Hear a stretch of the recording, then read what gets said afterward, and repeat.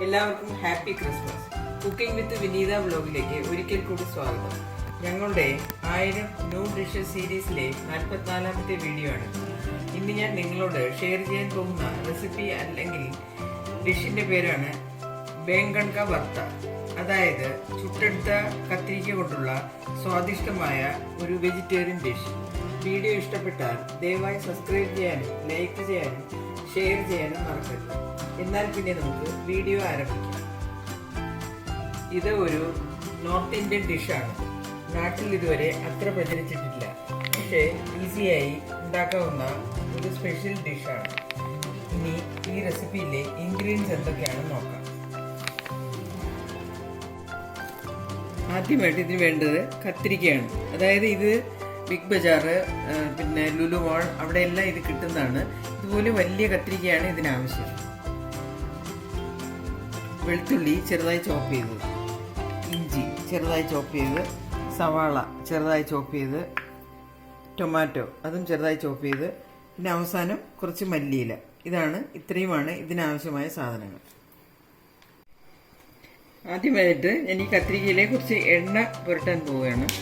വെളിച്ചെണ്ണയാണ് ഞാൻ ഉപയോഗിക്കുന്നത്. മറ്റ് വെജിറ്റബിൾ ഓയിലും എന്തുവേണമെങ്കിലും ഉപയോഗിക്കാം.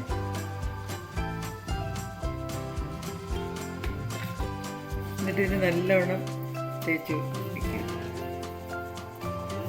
പിന്നെ സ്മൂത്തായിട്ട് ഇതിൻ്റെ ഈ തൊലി ഇളകി വരാൻ വേണ്ടിയിട്ടാണ് ഇതിങ്ങനെ ചെയ്യുന്നത്.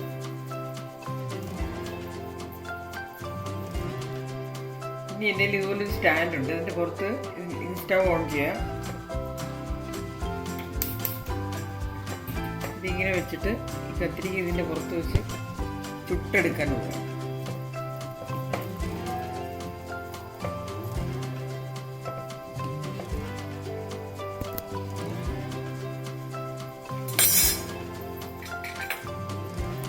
ഇതിങ്ങനെ കുറേശ്ശെ തിരിച്ച് മറിച്ച് വെച്ച് കൊടുക്കണം.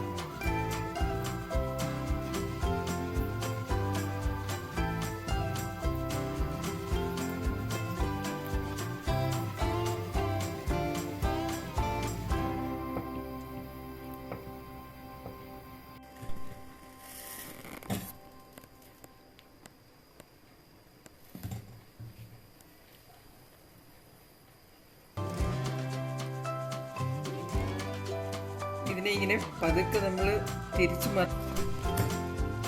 തീ താഴ്ത്തി വെച്ചിട്ട് ഇതിനെ പതുക്കെ ഇതിനെ തിരിച്ച് മറിച്ച് വെച്ച് കൊടുക്കണം. കാരണം ഇത് കുറച്ച് ബ്ലാക്ക് കരിഞ്ഞു വരണം എൻ്റെ തൊലി, എന്നാലേ നമുക്ക് ഈസി ആയിട്ട് അത് ഇളക്കി വെക്കാൻ പറ്റും. അതിൽ തീ താഴ്ത്തി വെച്ചുകൊണ്ട് ഇത് ചെയ്യാം.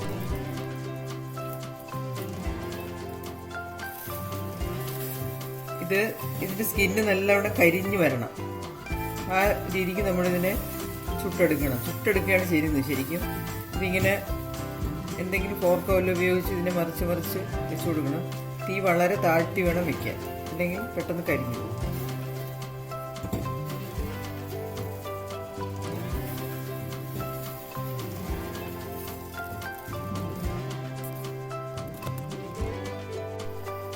ഇത് ഇങ്ങനെ ചുട്ടെടുക്കുന്നതല്ലാതെ പലരും പല രീതിയിൽ ചെയ്യുന്നു. ചിലർ കുക്കറിനകത്ത് വെച്ച് ഇതിനെ പുഴുങ്ങി എടുക്കാറുമുണ്ട്. പക്ഷെ ഇങ്ങനെ സ്മോക്ക് ചെയ്ത് എടുക്കുന്നതാണ് അതിൻ്റെ ടേസ്റ്റ്. കാരണം ഇത് സ്മോക്ക് ചെയ്യുന്നത് വെച്ചാൽ ഇതിൻ്റെ അകത്തുള്ള ഭാഗങ്ങളും വെന്ത് കിട്ടും, പിന്നെ ഒരു സ്മോക്കി ടേസ്റ്റും വരും.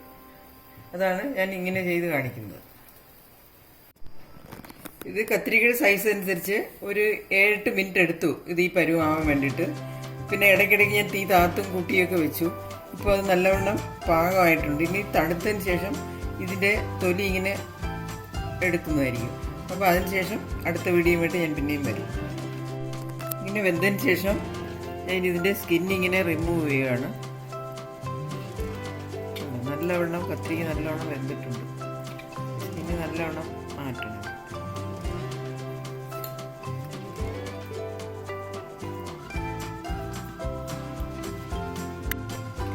ഇനി ഈ കത്തിരിക്കയുടെ സ്കിന്ന് മുഴുവൻ ഞാൻ മാറ്റിയിട്ടുണ്ട്. ഇനി ഇതിനെ രണ്ടായിട്ട് കട്ട് ചെയ്യണം. നടുക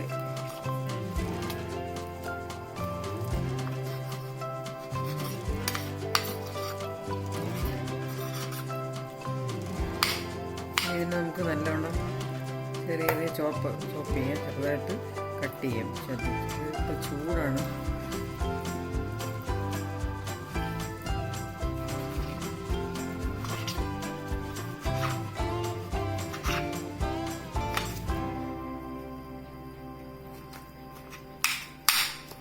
ചെറുതായിട്ട് ഇതിന് ചോപ്പ് ചെയ്തതിന് ശേഷം നല്ലവണ്ണം മാഷ് ചെയ്യണം. അങ്ങനെ ഞാൻ കത്തി കൊണ്ട് ചെറുതായിട്ട് ചോപ്പ് ചെയ്തതിന് ശേഷം ആ കത്തി കൊണ്ട് തന്നെ കുറച്ചൊന്ന് ഉടച്ചെടുക്കുകയാണ്.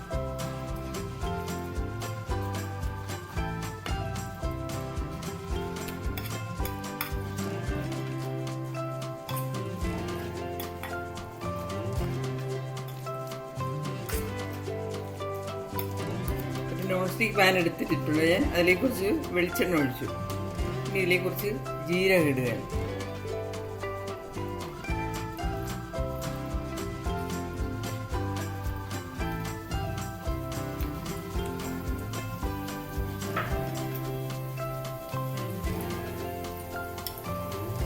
വെളുത്തുള്ളി ഇടാം.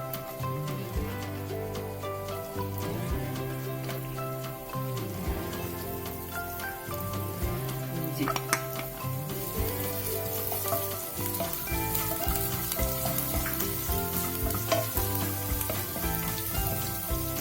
ചോപ്പ് ചെയ്ത സവാളയും കൂടി ഇടാം. ഈ കുറച്ച് കാപ്പി വെച്ചു.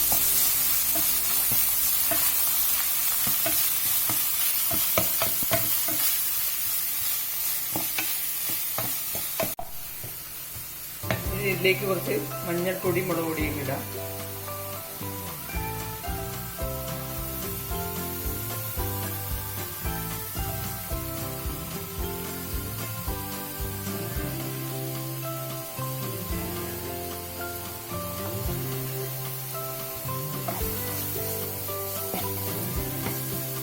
ഇനി പച്ചമണം മാറുന്നവരെ നമുക്കൊന്ന് ഫ്രൈ ചെയ്യാം.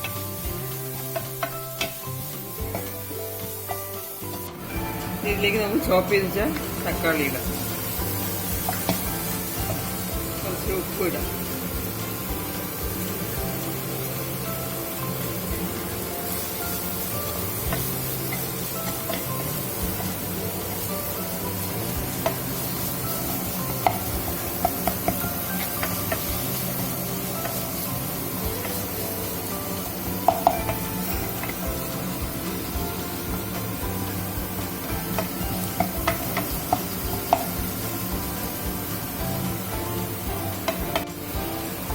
ഇനി ഇട്ട തക്കാളിയും ഉള്ളിയും എല്ലാം നല്ല ക്രീം രൂപത്തിലായിട്ടുണ്ട്. ഇനി നമ്മൾ നേരത്തെ മാഷ് ചെയ്ത് വെച്ചാൽ കത്തിരിക്ക ഇതിലോട്ട് ഇടുകയാണ്.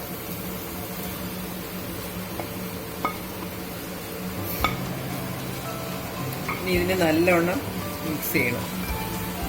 ഈ താത്ത് വെച്ച് വേണം ഇത് ചെയ്യാൻ വേണ്ടിയിട്ട്. നമ്മളിതിൽ ഒരു തുള്ളി വെള്ളം ഒന്നും ചേർത്തിട്ടില്ല.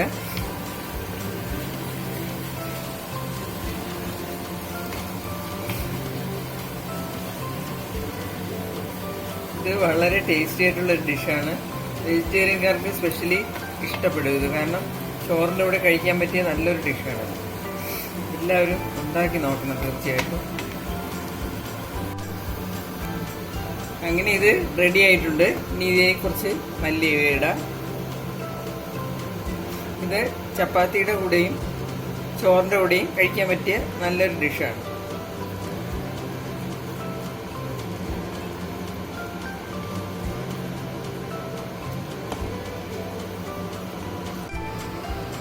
നിങ്ങൾക്കെല്ലാവർക്കും വീഡിയോ ഇഷ്ടപ്പെട്ട് കാണുമെന്ന് കരുതുന്നു. റെസിപ്പി ഇഷ്ടപ്പെട്ടെങ്കിൽ എല്ലാവരും തീർച്ചയായും ട്രൈ ചെയ്ത് നോക്കുക.